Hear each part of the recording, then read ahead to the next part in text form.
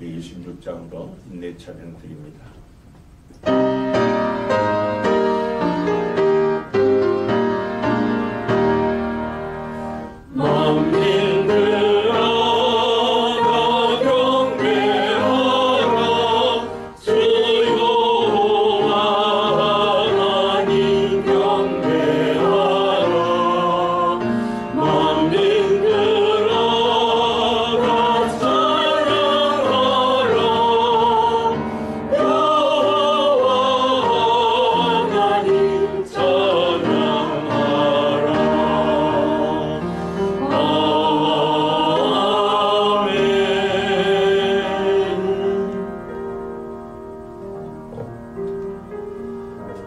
이날은 여호와께서 정하신 것이라.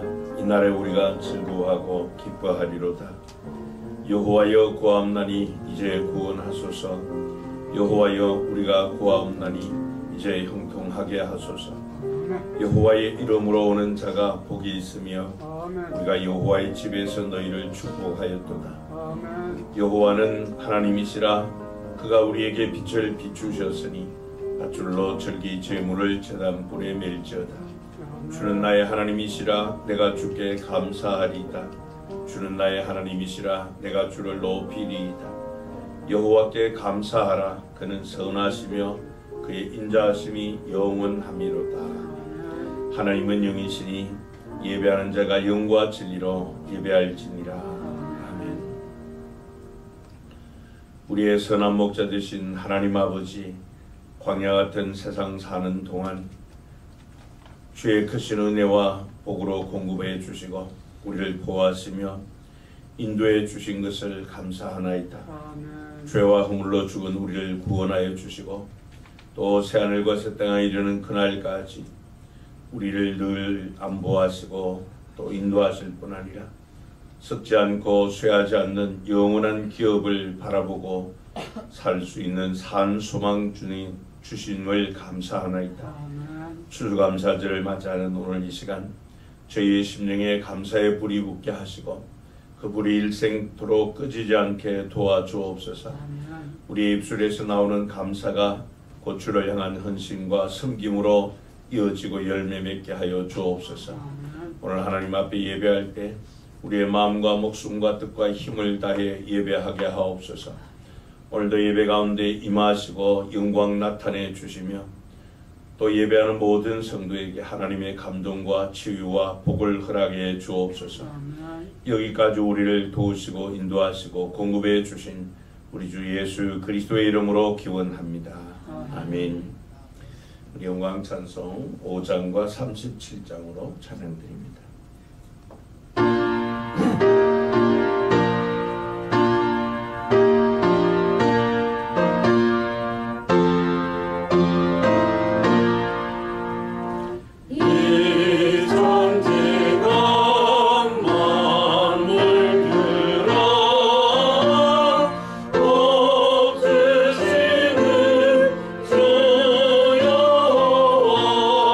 전 능성부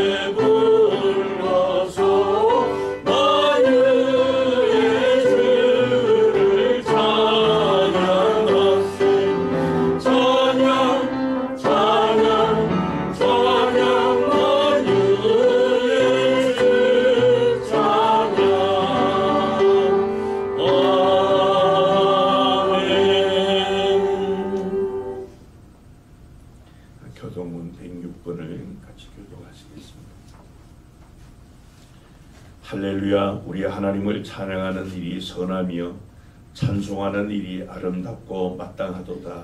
여호와께서 예루살렘을 세우시며 이스라엘에 흩어진 자들을 모으시며 상심한 자들을 고치시며 그들의 상처를 싸매시는 도다. 그가 별들의 수요를 세시고 그것들을 다 이름대로 부르시는도다. 우리 주는 위대하시며 능력이 많으시며 그의 지혜가 무궁하시도다. 여호와께서 겸손한 자들을 붙드시고 악인들은 땅에 엎어뜨리시는도다. 감사함으로 여호와께 노래하며 수금으로 하나님께 찬양할지어다.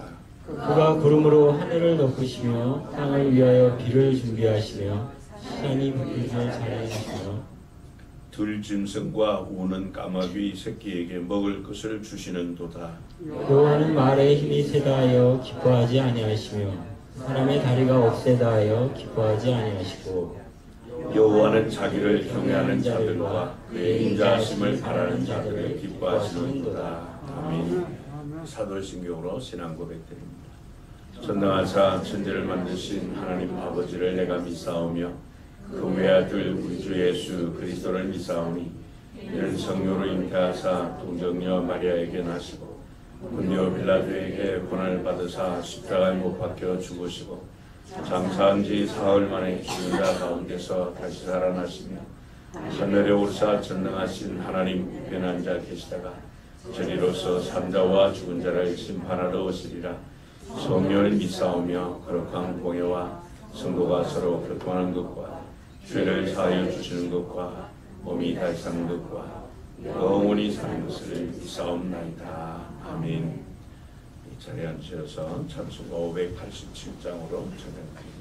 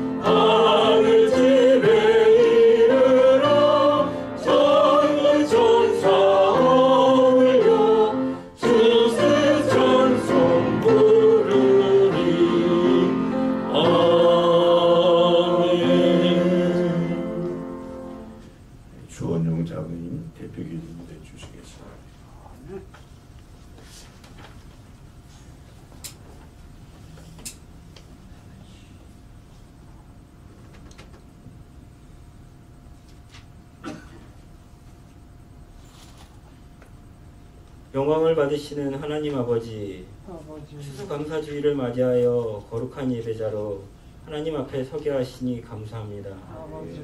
섬길 수 있는 교회를 허락하시고 거룩한 백성으로 이 자리에 불러주셔서 감사합니다. 모든 것 위에 계신 우리 아버지를 믿노라 하면서도 세상에서는 염려와 걱정과 분노와 억울함으로 우리의 영은 넘어지고 있습니다. 연약하면서도 깨닫지 못하고 회개하지 못하는 악한 마음을 용서하여 주시고 회개의 영을 부어 주시옵소서. 지금까지 지내온 것은 주님의 은혜임을 감사합니다. 오늘을 살게 하시는 것도 주님의 은혜임을 감사합니다. 사랑의 하나님 아버지, 세계 도처에서 벌어지고 있는 전쟁과 자연재해로 말미암아 고통받는 민족을 불쌍히 여겨 주시옵소서. 처참한 상처만 남아 깊은 슬픔에 빠져 있습니다. 주여, 시련을 겪고 있는 모든 이들의 아픔에 따뜻한 하나님의 위로가 임하기를 기도합니다. 절박하게 도움이 필요한 이웃에게 예수님의 손과 발로 쓰임받기 원합니다. 주여, 평안을 잃어버린 그곳에 주님의 평안을 내려주시옵소서. 일용할 양식이 필요한 곳에 오병이어의 기적을 베풀어 주옵시고 복구가 필요한 곳에 회복과 복구의 은혜를 베풀어 주시옵소서. 구원의 하나님 아버지, 하나님은 모든 사람이 구원을 받으며 진리를 아는 데에 이르기를 원하신다고 말씀하셨습니다. 이 예배의 자리에 함께 하신 모든 분들에게 굳게 잠긴 마음의 문빗장을 활짝 열고 목사님을 통해 주시는 말씀 앞에 귀를 열게 하시고 주님을 영접하는 복된 시간이 되게 하여 주시기를 기도합니다. 할렐루야 찬양대가 아버지께 찬양으로 영광 올려드립니다. 기쁘게 받아주시고 대원 모두에게 믿음, 소망, 사랑의 은혜가 넘치게 하여 주시옵소서. 말씀 전하시는 목사님께 충만의 은혜를 더하셔서 달고 오묘한 진리의 말씀을 전하게 하시고 한 마음으로 들을 수 있는 마음과 귀를 우리에게 허락하여 주셔서 우리의 마음속에 굳건한 믿음이 있게 하여 주시옵소서. 우는 자들과 함께 오시는 예수님의 귀하신 이름으로 기도드립니다. 아멘. 아멘. 아멘.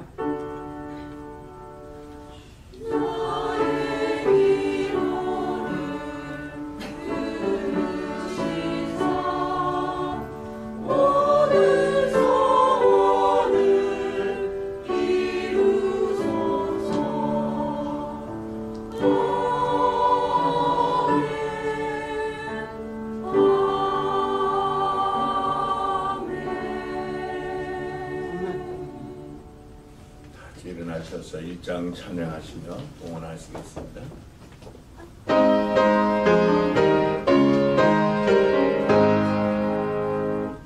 만복의 근원 하나님 온 백성 찬송 드리고 저 천사여 찬송하세 찬송 성부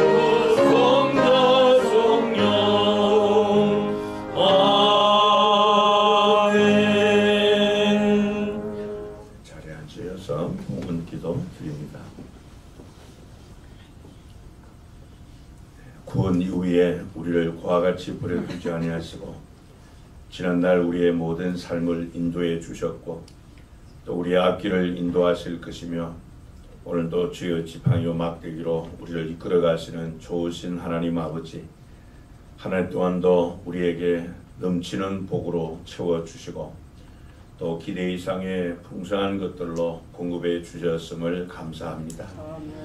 이 시간 허물과 죄로 항상 주 앞에 부족함에도 변함없는 주의 은혜와 사랑을 공급해 주심을 감사하며 예물을 봉헌합니다.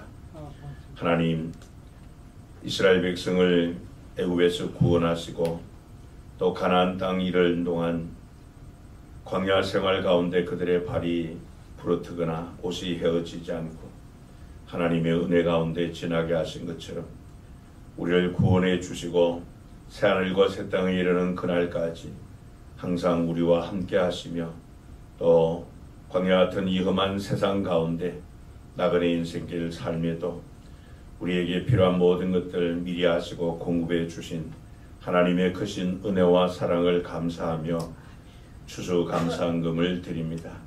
하나님 앞에 감사보다 불평이 많았음을 용서하여 주시고 나누기보다 더 가지려고 애썼던 우리의 부끄러운 모습도 덮어 주옵소서. 삶 속에서 늘 풍성하게 결실하여 소중한 열매로 주 앞에 드리는 영광스러운 삶을 살게 하여 주옵소서. 영적 혼탁함 속에도 하나님의 말씀대로 살려고 애쓰는 자녀들이 얻은 것 가운데 열의 하나를 구별하여 드립니다.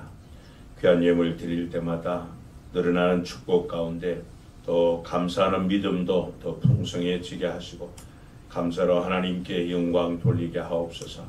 우리 성도님들의 가정과 또 창고와 곳간 또 경영하는 산업에 주께서 늘 함께 하시고 또 선하신 손으로 도와주셔서 형통하고 창대하도록 날마다 새 일을 행하여 주옵소서. 우리 교회를 통하여 이루고자 하시는 하나님의 비전 성취를 위하여 믿음으로 비전 세등금과 전도 기여금을 드립니다. 하나님께서 디자인하신 영광스러운 교회 세워지고 또 우리 교회를 통하여 또 지역에 죽어있는 영혼들 구원코자 하시는 하나님의 그 계획을 성취하는 일에 미끄럼으로 쓰임받게 하옵소서. 절망보다 더 큰 소망으로 고난의 뜰을 극복할 수 있도록 우리에게 믿음을 더하여 주신 하나님 감사합니다. 감사의 물 드립니다. 드린 손길들 기억하여 주시고 하나님의 능력이 우리 성도님들의 삶의 구석구석 스며들고 또 그리스도의 향기를 진동하는 그런 삶을 살게 하옵소서. 감사함으로 하나님을 영화롭게 하는 우리 성도님들이 되게 해 주옵소서. 땅끝까지 생명의 복음을 전하라고 하신 주님의 말씀에 순종하여 선교 헌금을 드립니다. 뿐만 아니라 또 최악나의 교회들을 위하여 귀한 선교 예물을 드립니다. 가난한 자들에게 생명의 떡으로 전파되게 하시고 어두운 곳에 있는 자들에게 주의 은혜의 해가 전파될 뿐 아니라 또 믿는 자의 수가 날마다 더함으로 하나님의 나라가 확장되게 하여 주옵소서. 하나님께 예배하는 전을 건축하고자 건축헌금 드립니다. 우리 교회를 통하여 지역에 죽어있는 영혼을 길과 진리와 생명 되신 예수 그리스도께로 인도하는 우리 교회가 되게 하여 주옵소서. 주님을 경외하는 마음으로 또 사랑의 교제를 나누고 드리는 목자헌금 또 주 앞에 예배하며 드리는 주일헌금 드립니다. 우리 하나님만을 전적으로 의지하는 자녀들에게 하나님의 약속의 말씀을 이행하여 주시고 또 불안정한 이 세파 가운데서도 하나님께서 예비하신 복이 담장을 넘도록 풍성하게 기름 부어 주옵소서. 오늘도 이 일에 헌신하는 일꾼들과 예물 관리하는 재정부원들에게 지혜와 총명을 주시고 또 하나님이 주신 달란트 따라 주님의 영광스러운 교회 세워 하나님의 원대한 뜻을 받들기를 원하여 섬기는 성도님들의 헌신과 수고의 땀방울 주께서 기억하시고 교회를 통하여 또 우리 성도님들의 삶을 윤택하게 하는 행복의 씨앗들이 다 되게 하여 주옵소서. 오늘 주님의 거룩한 날 맞이하였으나 예배하러 나오지 못한 우리 성도들 기억하여 주시고 또 예배하는 일에 더욱더 열정을 품게 하시고 예배를 통하여 우리 신앙을 회복하고 하나님을 더 깊이 알아가게 하옵소서. 차가운 날씨 가운데 나라의 부름받고 복무 중에 있는 우리 자녀들 건강 주시고 또 외국에 나가 있는 우리 성도님들 하나님께서 늘 불과 드신 눈동자로 지키시고 주의 지팡이와 막대기로 안위하시며 보스라 양떼처럼 안전하게 주께서 보호하여 주옵소서. 또 주 앞에 예배하는 가운데 치유의 손길을 기다리는 성도님들 주께서 이 시간 피 묻은 손으로 모든 환처들 어루만져 주시고 또 치료하시는 치유의 광선 통하여 여호와 라파로 역사하여 주옵소서. 우리에게 풍성한 복을 주신 우리 주 예수 그리스도의 이름으로 기도하옵나이다. 아멘. 성경 말씀 신약성경 요한복음 제7장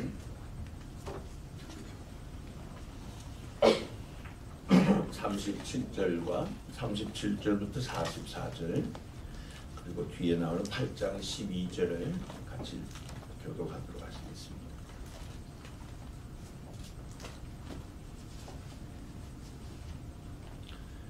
요한복음 7장 37절부터 44절 먼저 한 절씩 교독합니다. 명절 끝날 곧 큰 날에 예수께서 서서 외쳐 이르시되 누구든지 목마르거든 내게로 와서 마시라. 나를 믿는 자는 성경의 이름과 같이 그 배에서 생수의 강이 흘러나오리라 하시니 이는 그를 믿는 자들이 받을 성령을 가리켜 말씀하신 것이라. 예수께서 아직 영광을 받지 않으셨으므로 성령이 아직 그들에게 계시지 아니하시더라. 이 말씀을 들은 무리 중에서 어떤 사람은 이 사람이 참으로 그 선지자라 하며 어떤 사람은 그리스도라 하며 어떤 이들은 그리스도가 어찌 갈릴리에서 나오겠느냐. 성경에 이르기를 그리스도는 다윗의 씨로 또 다윗이 살던 마을 베들레헴에서 나오리라 하지 아니하였느냐 하며 예수로 말미암아 무리 중에서 쟁론이 되니 그 중에는 그를 잡고자 하는 자들도 있으나 손을 대는 자가 없었더라. 뒤에 8장 12절을 같이 읽습니다. 예수께서 또 말씀하여 이르시되 나는 세상의 빛이니 나를 따르는 자는 어둠에 다니지 아니하고 생명의 빛을 얻으리라. 아멘. 할렐루야. 찬양대 찬양으로 하나님께 영광 돌립니다.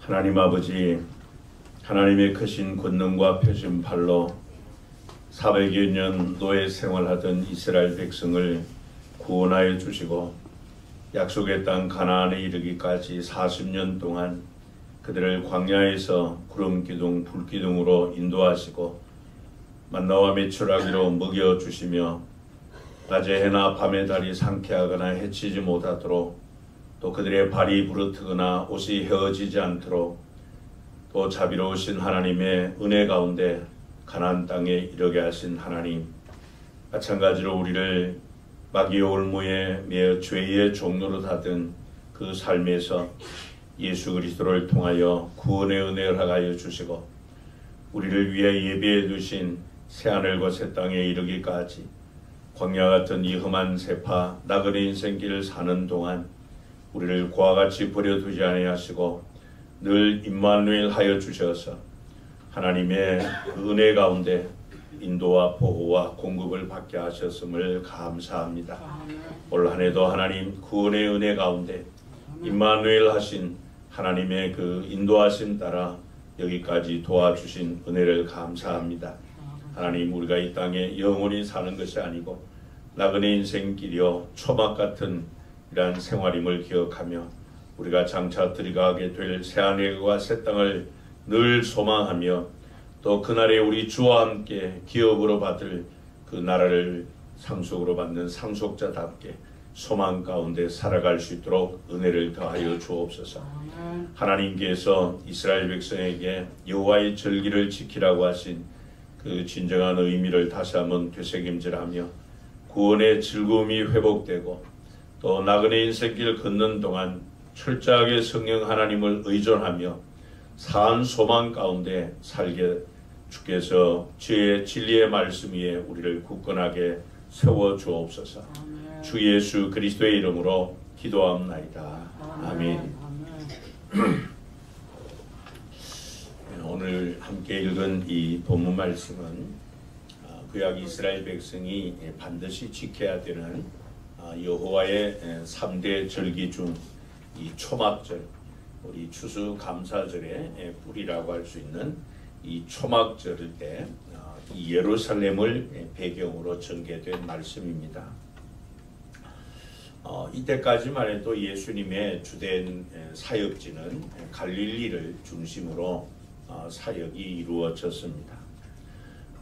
이때 유대인들의 이제 가장 큰 절기인 초막절이 다가오고 있었습니다.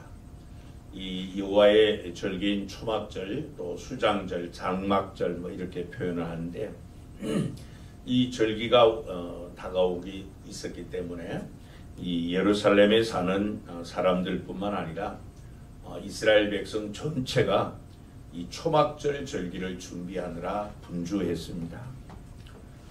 여호와의 절기가 되면은 이스라엘 사람들은 반드시 예루살렘에 있는 성전을 찾아야 했기 때문에 수많은 사람이 예루살렘 성전을 방문하기 위해서 아주 분주했습니다. 마치 우리나라 이 구정이나 또 추석 때 고향을 방문하기 위해서 온 나라 사람, 온 백성이 이 마음이 들뜨고 준비하는 것과 흡사하다고 할 수 있습니다. 근데 이번 이 초막절 절기 때는 이스라엘 사람들, 특별히 이 예루살렘에 사는 많은 유대인에게는 남다른 기대감이 있었는데 그것은 바로 이번 초막절 절기에 한 젊은이를 볼 수 있을까?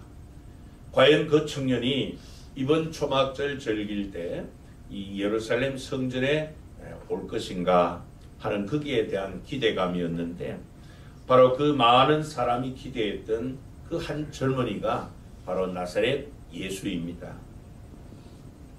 이러한 기대감은 그 당시 이 예루살렘에 사는 사람들뿐만 아니라 예수님의 이 동생들, 예수님의 형제들에게도 이러한 같은 기대감이 있었습니다.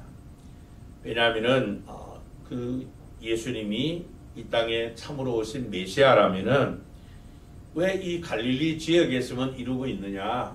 바로 그 중심지인 예루살렘에 올라가서 수많은 이 유대인들 앞에서 예수님의 진가를 멋지게 한번 보여주었으면 하는 이런 은근한 기대감이 예수님의 동생들에게도 있었던 겁니다.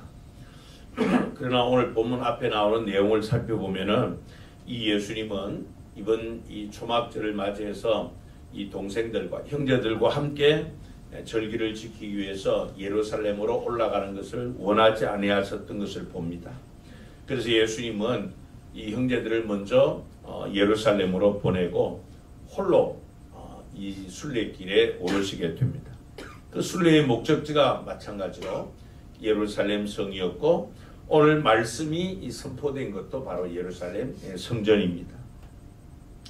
오늘 본문의 배경인 이 요한복음 7장부터 9장까지는 예수님께서 이 초막절 절기 기간 중에 예루살렘 성전 뜰에서 선포하신 말씀입니다. 그런데 이 유대인들은 초막절 절기 가운데서 특별한 이 의식을 하나 행하는 것이 있습니다. 그게 뭔가 하면 바로 이 번제단 위에다가 물과 포도주를 붓는 이런 의식이었습니다.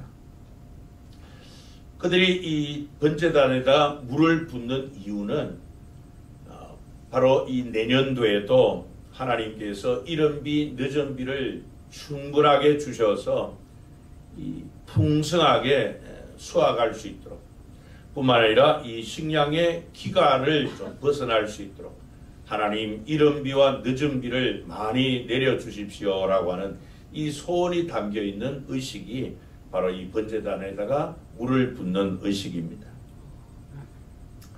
그래서 이 번제단에다 물과 포도주를 붓는 이 공식적인 의식은 이 일해 동안 이 초막절 절기가 진행되는 동안 매일 아침마다 이런 의식을 행했습니다. 그러니까 이 여호와의 절기를 지키기 위해서 전국에서 예루살렘 성전으로 모여든 이 수많은 유대인들이 밤을 지새우며 춤을 추고 찬양하고 또 시편 성경을 이 암송하고 기도하면서 그렇게 밤을 지새우다가 새벽 동이틀 무렵이 되면은 이제 나팔과 양각 나팔을 불며 그 예루살렘 성전에 모인 그 수많은 사람이 예루살렘 근처에 있는 이 실로암 연못으로 가서 물을 길어 옵니다. 그 물을 길어 와서 또다시 성전으로 돌아와서 나팔과 양각 나팔을 불며 찬양하고 성경을 암송하고 기도하는 그 가운데 이제 이 번제단에다가 거기서 부은 이 물과 포도주를 함께 붓게 됩니다. 이러한 이 번제단에 물을 붓는 이 공식 행사 말씀드린 대로 이제 동이틀 무렵 이 새벽 아침 일찍 이렇게 거행했지만은 이 초막절을 기념하기 위해서 이 같은 이 물 붓는 이 축제 행사는 하나의 절기 행사가 돼 가지고 이 저녁에도 이 성전 뜰에서 재현했습니다. 그러니까 아침에도 하고 저녁에도 이런 물을 붓는 행사를 했다는 것이죠. 이 의식을 위해서 이 예루살렘 성전 뜰에는 수많은 사람들이 모입니다. 그러면 이 성전 뜰은 온통 이 초막절 축제 분위기에 무르익게 되죠. 그래서 사람들이 무리지어서 춤을 추고 찬양하고 시편을 암송하고 기도하면서 그야말로 이 성전 이 뜰에는 이 초막절 축제 분위기로 완전히 무르익게 됩니다. 그렇게 해서 이제 물을 붓는 이 의식 행사가 재현되는 행사가 다 준비가 되면은 이제 이 행사의 최절정인 이 번제단에다 물과 포도주를 붓는 행사가 진행됩니다. 이때가 되면은 그토록 소란스럽게 막 찬양하고 춤을 추고 악기를 불고 또 성경을 암송하고 기도하던 그들이 일시에 조용하게 그 성전들이 마치 침묵에 잠기게 됩니다. 그럴 때 이제 이 준비된 물과 포도주를 이 번제단에 붓는 의식이 거행될 때 모든 그 성전에 모인 이스라엘 백성은 다 엎드려서 하나님 앞에 기도합니다. 그 기도가 뭔가 하면은 하나님 우리를 불쌍히 여기사 구원하여 주옵소서. 아멘. 우리가 살아남게 하옵소서. 아멘. 이 기도를 드려요.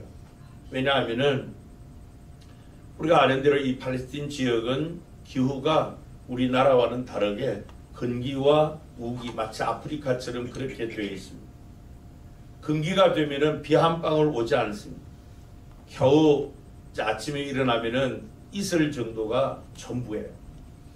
그리고 우기가 되어서도 우리나라처럼 뭐 장마철에 비 오듯이 이렇게 많은 양의 비가 오는 것이 아니라 소량의 비가 옵니다. 마치 우리나라 이 밀과 보리 농사할 때 파종할 때 그때 오는 이른 비가 오는데, 그때 소량의 비가 올 때 그 시기를 놓치지 않고 파종을 해야만 수확을 할 수 있는 소망을 갖게 됩니다. 그러니까 이들이 번제단에다 물과 포도를 부으면서 이 기도를 드리는 것은, 하나님, 우리의 삶의 소망이 하나님께 있습니다. 새해에도 하나님 이런 풍성한 물을 주세요. 이런 비와 늦은 비를 주셔야만 우리가 씨앗을 파종하고 수확을 할 수 있으니 우리를 살려주세요. 이런 기도를 드리는 거예요. 자, 조용한 가운데 이런 기도를 드리는 그 순간, 그 군중을 떨고 한 젊은이가 오늘 보면 37절 38절에 보면 이렇게 외칩니다. 누구든지 목마르거든 내게로 와서 마시라. 나를 믿는 자는 성경의 이름과 같이 그 배에서 생수의 강이 흘러나오리라 그랬어요.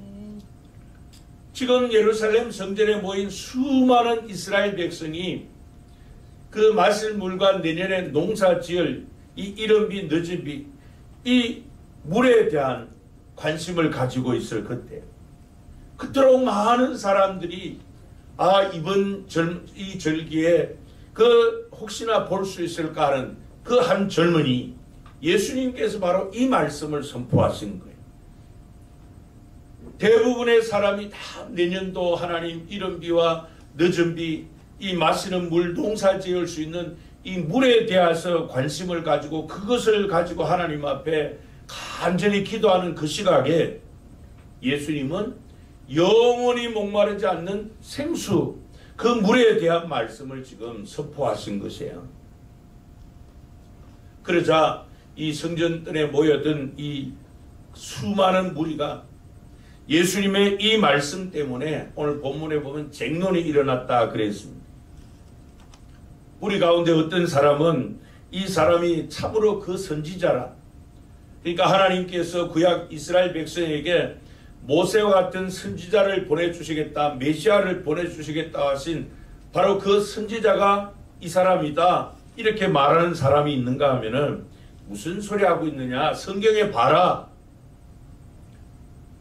이 선지자 그 메시아는 이 다윗의 씨로 오신다고 하지 않았느냐, 그것도 다윗이 살던 베들레헴에서 태어난다고 했는데 바로 저 청년, 저 시골 갈릴리에서 태어났는데 그가 어떻게 그리스도 메시아가 될 수 있느냐, 이렇게 반문하기도 했어요. 그런가 하면 어떤 사람은 예수님을 잡으려고 하는 사람들도 있었지만은 감히 예수님께 손을 대는 자가 없었다, 그렇게 말씀을 합니다. 여러분, 왜 예수님께서 이 말씀을 하심으로 인해 그 예루살렘 성전에 모인 그 수많은 사람에게 이런 이 큰 소동이 왜 일어났을까요? 그것은 바로 이스라엘 백성이 그토록 메시아를 기다리고 있었기 때문입니다. 구원자에 대한 기대감이 있었기 때문입니다. 이스라엘 백성은 오랜 세월 하나님께서 약속해 주신 바로 자신들을 구원할 메시아를 기다리고 있었기 때문에 혹시나 하는, 혹시나 이 사람이 그 메시아가 아닐까 하는 그 기대 때문에 이와 같이 그들의 반응은 우리의 상상을 초월했습니다. 이때까지만 해도 이스라엘은 로마의 지배를 받는, 또 압제를 받는 속국이었습니다.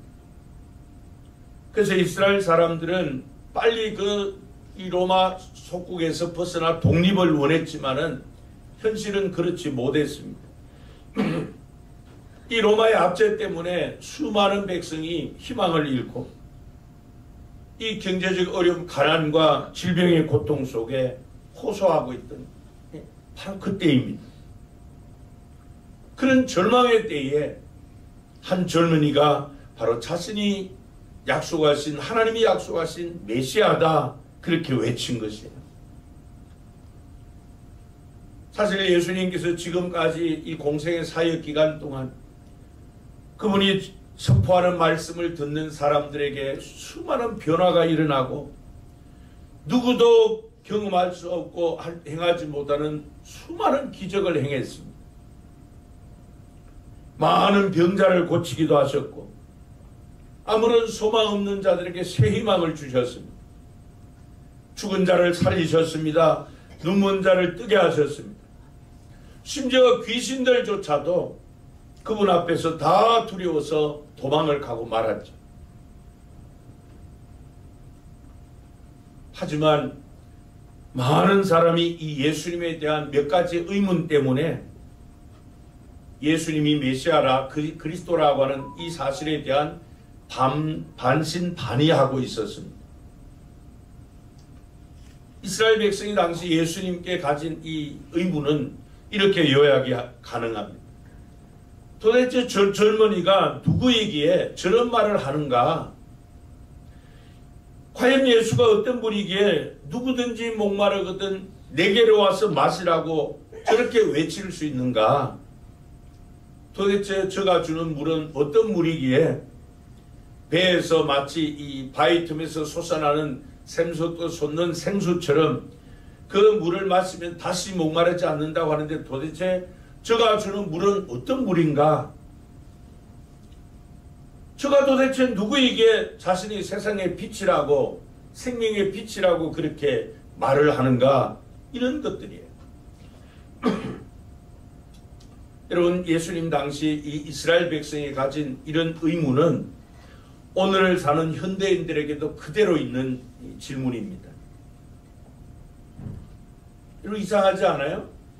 이스라엘 백성만 가지고 있는 그 질문이 오늘 사는 모든 현대인들에게도 똑같은 질문이에요. 그 뭘 반증하는가 하면은 오늘 사는 현대인들도 구원자가 필요하다는 사실을 말씀하고 있는 거예요. 그러므로 여러분, 오늘 저와 여러분이 이 예수님의 말씀을 바르게 이해한다면은 이제 예수님에 대한 이 의문이 사라지게 될 것입니다. 하나님께서 왜 이 여호와의 절기, 그 가운데 이 초막절 절기를 통해서 우리에게 주시고자 하는 하나님의 메시지가 무엇인가? 그것을 우리가 깨닫게 되면은 우리의 참 구원자이신 예수 그리스도를 만나게 될 것입니다. 여러분, 구약은 장차 오실 메시아에 대한 말씀이고 신약은 오신 예수 메시아에 대한 말씀입니다. 그러니까 구약은 장차 오실 예수 그리스도의 그림자 모형이라는 겁니다. 그래서 구약의 율법이나 제사 제도나 절기나 모든 것이 다 예수님의 그림자예요. 그러한 것들은 실체이신 예수님을 그 상징적으로 보여주는 것들입니다. 바라기는 오늘 우리에게 영원히 목마르지 않는 이 생수를 공급해 주시는 그 주님을 새롭게 만날 수 있기를 바랍니다. 그분으로 말미암아 구원의 즐거움이 회복되기를 바랍니다. 그분이 주시는 성령의 충만함이 임하기를 축복합니다. 그래서 우리는 이 근조에 깔려있는 인생의 근본 문제가 해결되고 우리의 이 심령의 목마름, 갈급함이 다 해결되고 생수가 우리의 심령 가운데 흘러넘치는 그런 은혜가 있기를 바랍니다. 그럼 하나님께서 이 초막절에 새겨놓으신 그 뜻, 이 초막절을 통해서 우리에게 주시는 이 하나님의 음성, 예수님께서 이 초막절 절기에 예루살렘 성전에서 선포하신 이 말씀을 통해서 이 초막절의 진정한 의미가 뭐냐, 추수감사절의 진정한 의미가 무엇이냐 하는 것을 우리가 세 가지로 살펴보기를 원합니다. 먼저 이 초막절, 이 추수감사절의 뿔이 있죠. 이 초막절 추수감사절은 세상을 구원하러 오신 예수님 메시아를 만나는 날입니다. 여러분은 예수님을 어떤 분이라고 생각을 하십니까? 우리가 흔히 말하는 대로 예수는 그저 4대 성인 중에 한 사람 이렇게 이해를 하십니까? 오늘 말씀에 보면은 이 초막절에 예루살렘 성전에서 예수님이 선포하신 이 말씀 때문에 유대인들에게 큰 논쟁이 일어날 정도로 그들의 의견이 분분했습니다. 왜냐하면 그들은 이 예수님에 대한 이 의문, 질문을 가지고 있는데 그들이 가진 이 의문과 질문은 오늘 사는 현대인들도 똑같이 가지고 있는 의문과 질문입니다. 요한복음 7장 12절에 보면은 사람들은 예수님에 대해서 수군 그림이 있었습니다. 그래서 어떤 사람은 예수님을 좋은 사람이라 이렇게 말하는 사람이 있는가 하면은 또 어떤 사람은 아니다. 무리를 미혹하는 사람이다. 이렇게 생각하기도 하고 또 20절에 보면 예수님을 귀신 들린 사람이라 이렇게 칭하는 사람들도 있었어요. 또 31절에도 보면은 이 예루살렘에 모인 무리 중에 많은 사람이 예수님이 행하신 그 표적을 보고 예수님을 구원자, 메시아라고 그렇게 믿는 사람들도 있었습니다. 지금까지 예수님께서 공생의 사역 기간 동안 행하신 그 많은 표적과 기적, 그 가르침 때문에 이 예루살렘의 이 절기를 지키기 위해서 모인 수많은 이스라엘 백성, 그 유대인들에게 큰 파장이 일어날 수밖에 없었어요. 저는 바라기를 오늘 이 말씀을 듣는 우리의 심령에도 이 예수님의 이 말씀 때문에 큰 파장이 일어나기를 소원합니다. 그렇다면 성경은 도대체 이 말씀을 선포하는 예수님을 누구라고 증언을 하고 있는가 하는 것이에요. 오늘 본문 앞에 요한복음 7장 1절부터 36절에 나타난 이 예수님의 핵심적 주장은 내가 스스로 이 땅에 온 것이 아니라 하나님이 나를 보내셨다 하는 그 말씀입니다. 앞에 28절 29절에 보면요, 예수께서 성전에서 가르치시며 외쳐 이르시되 너희가 나를 알고 내가 어디서 온 것도 알거니와 내가 스스로 온 것이 아니니라 나를 보내신 이는 참되시니 너희는 그를 알지 못하나 나는 아노니 이는 내가 그에게서 났고 그가 나를 보내셨음이라 그렇게 말했습니다. 그러니까 예수님은 스스로 이 땅에 오신 것이 아니라 성부 하나님이 보내셨기 때문에 오셨다. 바로 보냄을 받으신 분이라는 것입니다. 그래서 요한복음 1장 14절에 보면 이 예수님을 하나님 아버지의 독생자라 그렇게 지칭하고 있습니다. 그럼 여러분, 하나님께서 왜 당신의 독생자를 이 세상에 보내셨는가? 그 이유를 요한복음 3장 16절 우리가 잘 아는 말씀은 이렇게 이야기하죠. 하나님이 세상을 이처럼 사랑하사 독생자를 주셨어요. 하나님이 이 세상에 독생자를 보내주신 이유는 하나라는 거예요. 하나님이 이 세상을 사랑하시기 때문에. 왜 독생자를 보내셨는가? 이 세상 모든 사람이 예수를 믿는 자마다 멸망하지 않고 영생을 얻게 하려고 당신의 독생자를 보내주셨다. 그렇게 말씀합니다. 왜냐하면 모든 사람은 구원이 필요한 죄인이기 때문이라는 겁니다. 성경은 이 사실에 대해서 이렇게 증언합니다. 로마서 3장 23절에 보면은 모든 사람이 죄를 범하였음에 한 사람도 예외가 없다는 겁니다. 죄인 아닌 사람이 없다는 겁니다. 모든 사람이 죄를 범하였음에 하나님의 영광에 이르지 못하더니 그랬습니다. 또 에베소서 2장 1절에는 허물과 죄로 죽은 우리라 그렇게 말씀을 합니다.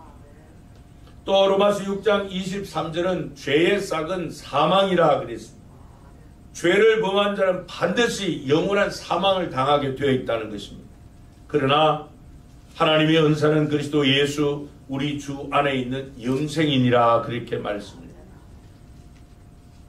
하나님께서 당신의 독생자를 이 세상에 보내주신 것은 우리 인간이 도저히 해결할 수 없는 가장 무서운 이 죄 문제를 해결해 주시기 위해서 우리가 받아야 될 그 죄의 형벌을 대신 받고 우리의 죄를 사해 주시기 위해 십자가에 달려 대속의 죽음을 당하시도록 우리를 위해 보내주셨다는 그 말씀을 하고 있습니다. 이 방법만이 우리 인간의 죄를 해결할 수 있는 유일한 해결 방법이라는 것입니다. 모든 사람이 죄를 범하였기 때문에 그 죄의 싹은 사망이라고 그랬습니다. 그래서 모든 인간은 다 사망에 처해야 된다는 것이죠. 그러나 그 사망에 처해야 될 우리 대신 예수님이 대신 사망을 경험하십니다. 이 사실에 대해서 베드로전서 3장 18절에 보면은 이렇게 증언합니다. 그리스도께서도 단번에 죄를 위하여 죽으사 의인으로서 불의한 자를 대신하셨으니 이는 우리를 하나님 앞으로 인도하려 하심이라 그렇게 말씀을 합니다. 그러니까 여러분 이 초막절 절기 그 예식 그 의식들은 전부가 예수님의 십자가 사건을 상징적으로 보여주는 행사 의식이라는 것입니다. 물론 당시 유대인들은 그 번제단에다 물과 포도주를 부으면서 도대체 이게 무슨 의미인지를 몰라요. 왜냐하면 그들은 아직 수건이 벗겨지지 않았기 때문에. 그래서 예수님께서 이렇게 말씀하신 거예요. 너희들이 지금 번제단에 붓는 그 물과 포도주, 그래서 내가 너희를 위해서 십자가에서 흘리시는 그 물과 피를 상징하는 것이다. 바로 이 초막절, 이 추수감사절은 우리를 구원하시기 위해서 대속의 죽음을 당하신 예수 그리스도를 만나야 되는 날이다. 이 말씀을 하고 있는 것이에요. 그러면 우리가 어떻게 해야만 하나님이 제시해 놓으신 유일한 해결 방법인 이 죄 문제를 해결받고 어떻게 구원을 받을 수 있을까 하는 것입니다. 그것은 바로 하나님께서 그 규정해 놓으신 제시해 놓으신 이 해결 방법을 마음으로 믿고 입으로 시인하는 우리가 받아들이는 것입니다. 그래서 로마서 10장 9절에 보면은 내가 만일 내 입으로 예수를 주로 시인하면 또 하나님께서 그를 죽은 자 가운데서 살리신 것을 내 마음에 믿으면 구원을 받으리라 그렇게 말씀합니다. 누구든지 이 사실을 인정하고 또 믿는 사람은 구원을 받는다 그렇게 말씀하고 있습니다. 행여 여러분 가운데 아직도 이 예수님을 통해서 주시는 구원을 경험하지 못한 분들이 계시다면은 이 올해 이 추수감사절 이 초막절에 우리 주님을 다시 만나시기를 바랍니다. 뿐만 아니라 이미 예수 그리스도를 믿고 있는데도 구원의 즐거움이 또 구원의 능력이 회복되지 않고 복음의 능력에 사로잡히지 않았다면 구원의 즐거움이 회복되고 이 복음의 능력으로 다시 무장할 수 있기를 바랍니다. 그래서 이 초막절은 그저 단순히 하나님 1년 동안 지켜주심을 감사합니다 하고 감사한 거 몇 분 하는 것으로 지켜야 되는 그런 여호와의 절기가 아니라는 것. 두 번째로 이 초막절, 이 추수감사절은 바로 성령을 받는 날입니다.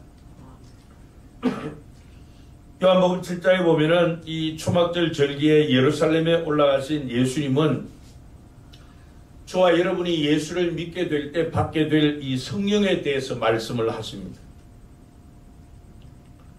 예수님께서 이 초막절 절기에 홀로 성전에 올라가셨고 이 성전 뜰에서 그 많은 사람이 조용한 가운데 번제단에다 물과 포도주를 붓는 그 의식을 보시고는 앞에서 말씀드린 것처럼 이 37절 38절에 그렇게 외친 거예요. 이 말씀을 쉽게 풀이하면 이겁니다. 여러분이 지금 저 번제단에 붓는 이 물은 나를 믿으면 여러분이 받을 성령을 상징하는 것입니다. 근데 이 성령은 여러분들이 먹으면 또 목말라서 또 마셔야 되고 또 마셔야 되는 그런 것이 아니라 한번 마시면은 여러분들의 심령 이 배에서 마치 바위에서 솟아나는 샘물처럼 계속 솟아나서 여러분들의 갈증을 근본적으로 해결해 주실 것입니다. 이렇게 외친 거예요. 그래서 그들이 이 번제단에 붓는 물을 바로 성령을 상징하는 것으로 주님은 그렇게 해석을 하셨습니다. 그런가 하면은 샘솟듯 솟는 물이라고 해서 성령의 사역을 그렇게 풀이해 주셨습니다. 여러분, 이 유대인들에게, 특별히 이스라엘 백성에게 이 물은 너무나도 특별하고 소중하고 귀한 것들입니다. 말씀드린 대로 우리나라와는 기후가 전혀 다르기 때문에 이 물은 이스라엘 백성에게는 생명수와도 같았습니다. 밀과 보리를 파종해야 될 그 시기에 이른 비가 오지 않으면 1년 농사를 망치는 거예요. 파종을 할 수가 없습니다. 또 밀과 보리를 수확해야 될 우리나라로 말하면 이 늦은 봄에 또 초여름에 늦은 비가 수확할 수 있는, 알곡이 연걸 수 있는 그 비가 오지 않으면은 그냥 쭉쭉이들밖에 수확할 수밖에 없어요. 그렇기 때문에 그들은 늘 이 물에 대한 고민과 갈증이 있었습니다. 그래서 이 물과의 전쟁, 그렇잖아요, 여러분. 우리가 이 아프리카 이 종종 그 TV를 통해 보면은 그들이 그 물을 얻기 위해서 통을 들고 막 2시간씩 이렇게 걸어가서 물을 길러 오잖아요. 그야말로 그들의 생활은 물과의 전쟁의 일부분이. 그래서 기후 조건 때문에 그들은 이 쫄쫄쫄 흐르는 시냇물 혹은 또 바위에서 쫄쫄 솟아나는 샘물, 이것을 유대인들은 너무 귀하게 여긴 거예요. 그래서 그런 물을 생명수라 그렇게 그들은 지칭합니다. 절대적으로 물이 있어야만 생존할 수 있는 그런 자연 조건, 기후 조건에서 늘 흐르는 시냇물 아니면 또 바위 틈에서 솟아나는 이런 샘물, 이것은 하나님께서 우리에게 주시는 은혜다 이렇게 여겼던 거예요. 그러면서 그들은 번제단에 이 물을 부으면서 하나님 우리에게 은혜를 베풀어 주세요. 새해에도 은혜를 베풀어 주세요. 그렇게 기도했던 것이죠. 근데 여러분, 오늘 본문에 나오는 이 번제단에 붓는 이 물은 두 가지의 특별함이 있는 물입니다. 말씀드린 대로 이 성전 산기슭에 있는 실로암이라고 하는 연못에 가서 그 연못 물을 길어와서 이제 번제단에 붓는데, 이 실로암에 있는 연못의 물은 바위 틈에서 나오는 그 물이 이제 기온 샘물, 그 기온 샘물이 553m 터널을 통과해서 이 실로암 연못에 고여 있는 물입니다. 그러니까 이 바위 틈에서 솟아나는 물을 하나님의 은혜라 그랬잖아요. 은혜라고 여긴다 그랬잖아요. 이 하나님의 은혜를 상징하는 이 바위 틈에서 샘솟는 그 물을 길어오는 거예요. 두 번째는 그 물을 이제 실로암이라고 하는 연못에서 길어온다 그랬죠. 그 물이 흘러 553m 터널을 통과해서 이제 실로암 연못에 모이는데, 이 실로암이라고 하는 이름의 의미가 뭔가 하면은 요한복음 9장 7절에 이 실로암의 연못 이름의 의미를 실로암은 번역하면 무엇이라고요? 보냄을 받았다 하는 뜻이라. 바로 그 실로암 샘물은 보냄을 받은 예수님, 그분 나를 상징하는 것이라는 거예요. 근데 예수님은 실로암에서 길어온 그 물은 바로 우리가 예수를 믿으면 받게 될 성령을 상징한다, 이렇게 해석을 해 주시잖아요. 그러니까 여러분, 성령의 사역이 뭐 어떤 사역이라고, 예수님께서 십자가에서 이루어놓으신 그 사건을 또 마음으로 믿고 입으로 신에 구원받은 성도들의 심령에서 그냥 가만히 내주하고 계시는, 나 몰라라 하고 계시는 분이 아니라 우리 안에서 계속해서 하나님의 강한 소원을 샘솟듯 일으켜주시는, 구원의 즐거움과 복음의 능력 가운데서 살아갈 수 있도록 날마다 새 일을 행하시는 분이 성령 하나님이시라는 거예요.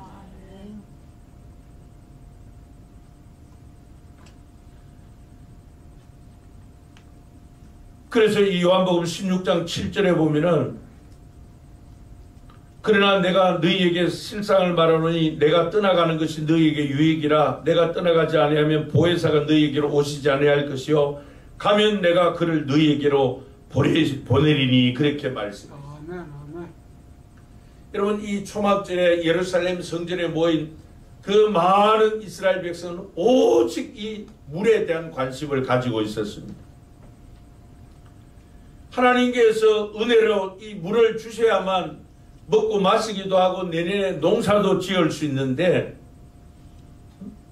근데 예수님은 바로 그 물은 나를 믿을 때 마치 바위 틈에서 솟아나는 생수처럼 우리 안에서 늘 새롭게 역사하시는 성령 하나님을 상징하는 것이다, 이렇게 말씀을 했어요.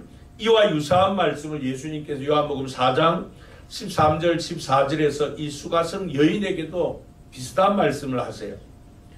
이 물을 마시는 자마다 다시 목마르느니와 내가 주는 물을 마시는 자는 영원히 목마르지 아니하리니 내가 주는 물은 그 속에서 영생하도록 솟아나는 샘물이 되리라, 그렇게 말씀을 했죠.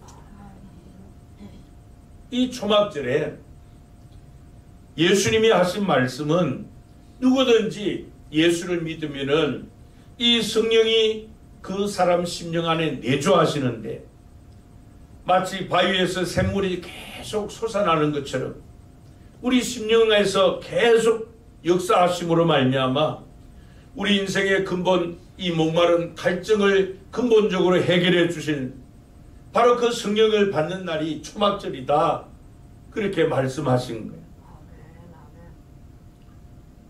여러분, 사람이 살아가는 동안에 주님이 주시는 이 성령께서 주시는 생수를 공급받지 못하면은 목마름을 느낄 수밖에 없습니다. 갈증을 느낄 수밖에 없습니다. 주님이 주시는 이 생수를 공급받지 못하기 때문에 오늘 이 현대인들은 각종 이 갈증, 목마름에 시달리고 있습니다. 현대인들을 목마르게 하는 것이 여러 가지죠. 경제적인 문제도 목마르게 하고 우리의 육체의 약함도 인간관계의 어떤 파괴도 전부 우리의 이 육신의 목마름을 갖게 하는 것들이에요. 근데 이 성령께서 우리 안에 내주하셔서 마치 바위틈에서 솟아나는 샘물처럼 역사하실 때 우리 인생의 갈증이 근본적으로 해결된다, 그렇게 말씀하고 있습니다. 여러분, 행여 아직도 내 가운데 이러한 영적인 목마름이 있다면 다시 한번 내주하시는 성령 하나님이 공급해 주시는 샘솟듯 솟는 이 성령의 은혜를 충만하게 다시 회복하시기를 바랍니다. 마지막 세 번째로 이 초막절, 이 추수감사절은 생명의 빛으로 인도함을 받는 날입니다. 우리가 마지막 읽은 요한복음 8장 12절에 보면 예수님께서 이 초막절에 하신 말씀이 나는 세상의 빛이니 나를 따르는 자는 어둠에 다니지 아니하고 생명의 빛을 얻으리라, 그렇게 말씀을 했습니다. 근데 여러분, 예수님께서 이 말씀을 선포하신 장소에 대해서 그 뒤에 20절에 보면은 이렇게 언급합니다. 이 말씀은 성전에서 가르치실 때 어디에서요? 헌금함 앞에서 하셨으나 잡는 사람이 없으니 이는 그의 때가 아직 이르지 아니하였음이라, 이렇게 말씀합니다. 여러분, 예루살렘 성전의 이 헌금함이 어디에 놓여 있는가 하면은 이 예루살렘 성전에는 뜰이 4개가 있는데 그 가운데 여성들만 들어가는 여인의 뜰이 있어요. 그 여인의 뜰에 이 헌금함이 놓여 있습니다. 근데 예수님께서 그 헌금함 앞에서 나는 세상의 빛이다, 이 말씀을 하신 거예요. 근데 여러분, 그 당시 이제 이 초막절을 지키는 이 절기 의식을 우리가 다시 살펴보면요. 이 성전 뜰에서 이제 이 물과 포도주를 붓는 이 의식이 아침 일찍도 진행되고 저녁에도 다시 재현된다 그랬습니다. 그리고는 이 초막절 절기를 하루만 지키는 게 아니라 7일 동안 지키는 거예요. 그러니까 이 밤을 지새워가며 축제예요, 축제. 그래서 물이 모여서 춤추고 찬양하고 기도하고 막 모든 악기를 동원해서 그야말로 축제의 분위기입니다. 근데 밤에도 이 축제를 해야 되기 때문에 필요한 것이 빛이에요.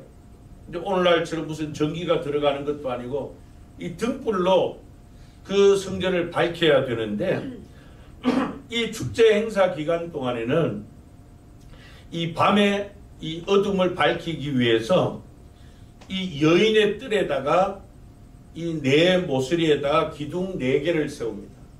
등대 4개를 세우는데 이 등대 높이가 22.5m예요. 근데 그 등대 하나에다가 등잔을 4개를 올려놓습니다. 근데 이 등잔에 기름통이 얼마나 큰가 하면은 기름통이 약 한 75리터 정도 들어가는 통에 있어요. 마치 옛날에 우리 어릴 때 호롱불 썼지 않습니까? 호롱불에 심지를 했는데 이 기름통에서 이제 등잔으로 올라가는 요 심지는 아무거나가 하는 것이 아니라 제사장들의 이 낡은 베옷을 가지고 그 심지를 만들어서 그러니까 기둥 하나에 등잔이 4개씩이나 있는 거예요. 그래서 이 4 모퉁이에서 이 14개의 등잔이 성전을 밝히는 거예요. 그 밝은 빛 가운데서 축제를 즐기고 있었어요. 기록에 보면요, 이 등대가 얼마나 높고 환했는지 예루살렘 어디에서도 다 비쳤다 이렇게 기록을 하고 있어요. 근데 예수님이 서 계시는 장소가 바로 그 거대한 등대가 있는 이 여인들의 뜰 흥금함 앞에서 여러분, 나는 세상의 빛으로 왔습니다. 나는 생명의 빛입니다. 여러분들을 생명으로 인도하는 빛입니다. 이 말씀을 선포하신 거예요. 그런데 여러분, 이 이스라엘 백성은 바로 그 등대가 세상에 생명의 빛을 비추는 주님이시다, 이것을 잘 몰랐어요. 모르고 그냥 단순하게 어둠을 밝히기 위한 그런 빛을 위해서 등대를 세웠는데, 유대인들이 이 등대를 세울 때 그 등대에다 부여하는 의미가 있어요. 상징적 의미가 있는데, 하나님께서 이스라엘 백성에게 이 초막절을 지키라고 명령하실 때 그 초막절을 지켜야 되는 이유에 대해서 레위기 23장 42절 43절에 이렇게 말씀을 해요. 너희는 1회 동안 7일 동안 초막에 거주하되 이스라엘에서 난 자는 다 초막에 거주할지니 이는 내가 이스라엘 자손을 애굽 땅에서 인도하여 내던 때에 초막에 거주하게 한 줄을 너희 대대로 알게 함이니라. 나는 너희의 하나님 여호와이니라 그랬습니다. 그러니까 초막절은 단순히 그저 막 즐기고 춤추고 놀아라 그런 의미가 아니라는 거죠. 하나님께서 이스라엘 백성을 애굽에서 구원해서 가나안 땅까지 들이시는데 그 광야 40년 동안 그들이 이 광야에서 초막에서 텐트 치고 살은 그것을 기념하는 절기라는 거예요. 근데 여러분, 하나님께서 그 40년 동안 이스라엘 백성을 광야에서 인도하셨습니다. 인도하시는데 무엇으로 인도하셨는가 하면 낮에는 그 광야의 뜨거운 태양빛을 막아주는 구름 기둥으로 인도하셨고, 밤에는 영하 20도 이하로 내려가는 그 추위에서 살아남을 수 있도록 불기둥으로 인도해 주셨어요. 기록의 성경에 보면은 그 40년 동안 이스라엘 백성의 옷이 헤어지지 않고 발이 부러지지 않았다 그랬습니다. 그래서 이들이 초막절에 이 4기둥에 세운 이 등대는 바로 이스라엘 백성을 40년 동안 인도하던 불기둥이다, 이렇게 유대인들은 의미를 부여한 거예요. 근데 예수님은 또 다르게 해석을 하는 거예요. 그 불기둥은 바로 나를 상징하는 것이다. 이 세상을 비추는, 이 죄악으로 어두운 세상을 비추는 생명의 빛인 나를 상징하는 것이다. 이 말씀을 지금 그 등잔대 앞에서 선포하고 계신 것이에요. 그렇죠, 여러분. 아무리 칠흑 같은 어둠이 있는 밤이라 할지라도 빛이 있으면 안전합니다. 그 불기둥이 있었기 때문에 그들의 발이 부딪히지 않았죠. '헤어지지 않고 여러분 그렇잖아요. 이 칠흑 같은 어둠 아무 빛도 없이 가다 보면 돌뿌리에 부딪혀서 넘어지기도 하고 그냥 그런데 빛이 있었기 때문에 살 수 있었다는 겁니다. 여러분 우리가 사는 이 세상은 어둠의 장소예요. 오늘 사는 현대인들도 이 침울함, 우울함, 예? 암흑과 같은 이런 영적 어두움 가운데 살아가고 있잖아요. 어디가 길인지 어디가 무엇이 참된 빛인지 알지 못해 허덕이고 있습니다. 그래서 이 추수감사절은, 이 초막절은 우리에게 이 생명의 빛, 생명의 길로 인도하시는 빛 대신 예수 그리스도를 만나는 날, 그분의 인도를 다시 회복하는 그런 절기가 되어야 합니다.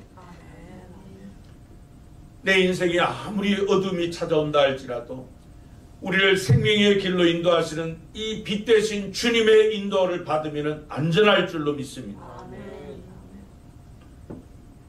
여러분 우리 인생의 이 하루 이 세상살이는 하루에 무슨 일이 잠시 후에 무슨 일이 일어날지 알 수 없어요. 온갖 위험이 도사리고 있는 것이 이 세상입니다. 그러나 우리가 이 세상에 우리를 생명의 길로 빛으로 인도하실 그 주님의 인도를 받는다면 아무리 세상이 어두워도 우리는 빛 가운데 거할 줄로 믿습니다. 바라기는 그저 막연하게 이 초막절, 이 추수감사절 그냥 하나님 은혜로 1년 무사히 지냈습니다. 그 정도가 아니라 바로 이 세상을 구원하시기 위해 이 땅에 오신 예수 그리스도를 다시 만날 수 있기를 바랍니다. 구원의 즐거움을 회복할 수 있기 바랍니다. 그분을 믿음으로 우리에게 주시는 성령의 기름 부음이 충만하시기를 바랍니다. 그분이 우리를 생명의 길로 인도하시는 이 빛 되신 주님의 인도가 회복되기를 바랍니다. 기도하시겠습니다. 하나님 아버지, 모든 사람이 죄를 범하였음에 하나님의 영광이 이르지 못한다고 하셨고 죄의 싹은 사망이라고 하였습니다. 그러기에 하나님께서는 이러한 우리 죄인들이 영원한 지옥 형벌에 처하도록 놔두지 아니하시고 우리에게 메시아를 약속해 주셨고 하나님의 정하신 때에 하나님의 독생자 예수 그리스도를 구원자로 이 세상에 보내주셨으니 감사합니다. 하나님, 이스라엘 백성을 애굽에서 구원하여 저 가나안 땅에 들이기까지 광야 40년 동안 초막에서 사는 동안도 그들의 발이 부르트지 않고 옷이 헤어지지 않도록 늘 함께 하시며 임마누엘의 역사를 주셨듯이 우리를 위하여 예수 그리스도를 보내주시고 죄와 사망과 마귀의 올무에서 우리를 구원해 주실 뿐 아니라 또 이 험한 세상 고와 같이 버려두지 아니하시고 날마다 함께 하셔서 우리를 영원한 천국까지 인도해 주시는 은혜를 감사합니다. 이 초막절에 하나님이 새겨 놓으신 하나님의 그 음성과 뜻을 바르게 분별하고 다시 한번 이 초막절을 맞이하여 구원자 되신 예수 그리스도를 영접하고 구원받게 하시고 또 구원의 즐거움을 회복할 수 있도록 은혜 더하여 주옵소서. 구원 이후에 고와 같이 버려두시는 것이 아니라 내주하시며 바위 틈에서 샘솟듯 솟아나는 샘물처럼 우리의 심령 가운데 날로 새해를 행하시는 성령의 충만함을 덧입는 그런 은혜의 시간이 되게 해 주옵소서. 하나님 아버지, 이 죄악으로 관영한 이 세상에 생명의 빛 되신 예수 그리스도의 인도함을 받는 그런 삶을 살아갈 수 있도록 이 초막절을 통하여 다시 한번 우리의 신앙을 회복하여 주옵소서. 주 예수 그리스도의 이름으로 기도합나이다. 아멘. 84장으로 찬양 드리시겠습니다.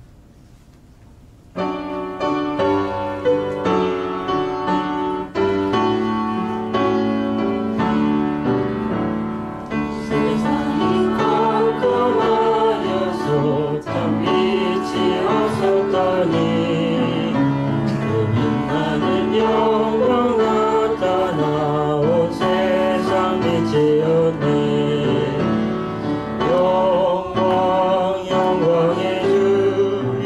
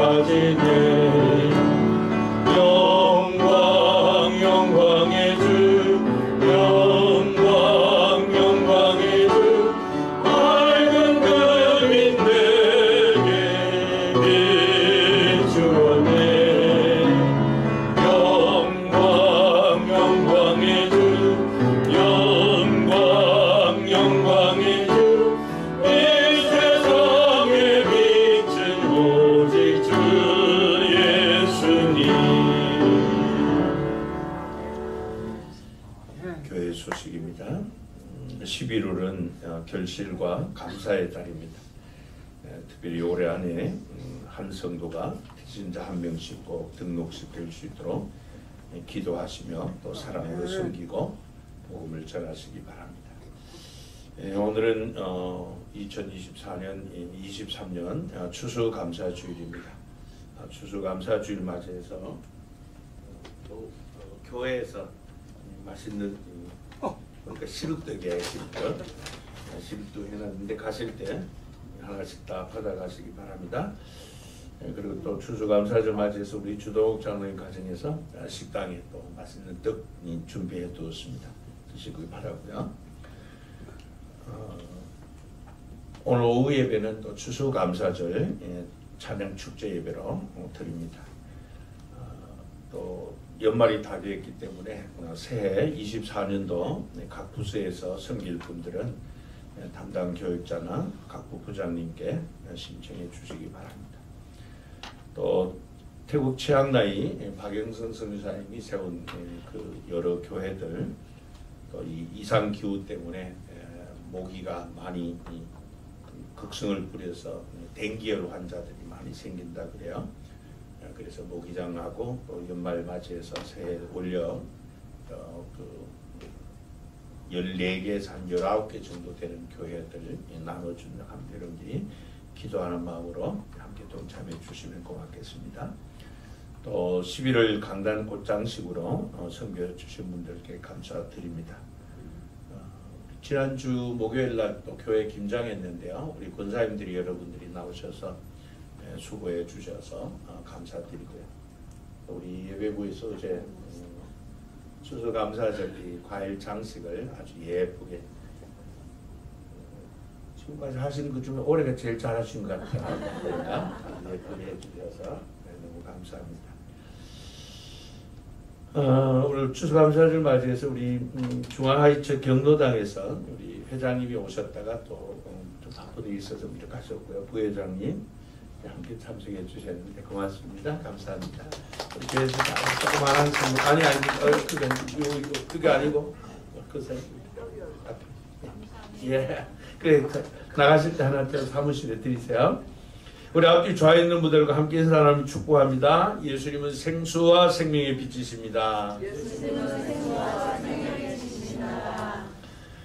예, 우리 다 같이 일어나셔서 우리 교회 사명서는 크게 선포하시고 파송찬송 358장 1절을 힘차게 부릅니다. 우리는 시작.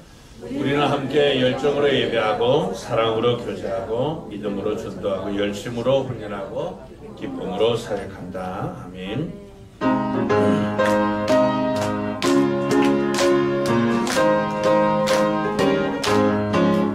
주의 진리 위에 십자가기 하늘 높이 들고서 주의 군사 되어 정맥을 찬송하며 나가세